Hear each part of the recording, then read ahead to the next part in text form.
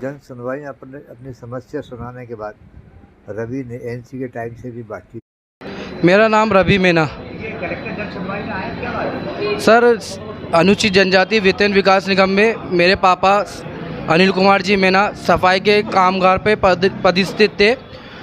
मैंने कई बार वहाँ आवेदन देने के बाद पिताजी मेरे शांत हो चुके हैं, डेट हो चुकी है उनकी। हम ये चाहते हैं कि सर हमारे पापा के पद पर हमें अनुकंपा नियुक्ति दी जाए सफाई की।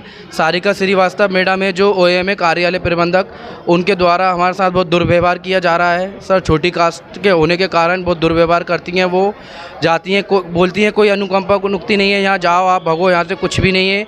और मेरे पापा का सफाई का पद था, जो सेवा नियम में भी मेरे पिताजी का पद है और सेवा उसमें भी मेरे पिताजी का पद है वहाँ, फिर भी हमें भगाया जाता है सर। और हमारी कोई भी सुनवाई नहीं हो रही। जन सुनवाई में हमें आश्वासन मिला है कि जल्द से जल्द कार्रवाई की जाएगी और आपका निराकरण किया जाएगा। सारिका श्रीवास्तव द्वारा हमें बहुत परेशान करा जा रहा है। सारे अधिकारियों को अनुकंपा नियुक्ति हमारी हो जाए। मेरे छोटे छोटे बच्चे हैं, मेरी माँ भी बीमार रहती हैं, घर में कोई भी कमाने वाला नहीं है, किराए के मकान में रहता हूँ। मकान मालिक ने भी भगा दिया है हमें। अब सड़क पे आने की नौबत आ गई है, भुखमरी का अकाल झेल रहे हैं सर। हम बहुत परेशान हैं, हमारी सुनवाई की जाए। और सारिका श्रीवास्तव जो हैं वो हमें इतना पीड़ित कर रही हैं क्योंकि हमारे पापा का पद तो वहाँ रिक्त है और सेवा नियम में भी है। फिर भी अगर सफाई का पद हमें नहीं मिलेगा तो ऑफिस में सफाई कौन करेगा? पूरा गंदगी मच जाएगी, पूरा ऑफिस सब कुछ गंदा हो जाएगा, कैसे चलेगा ऑफिस का काम? फिर भी हमें भगाया दिया जाता है और हमें नौकरी का बिल्कुल भी कुछ नहीं हो रहा है।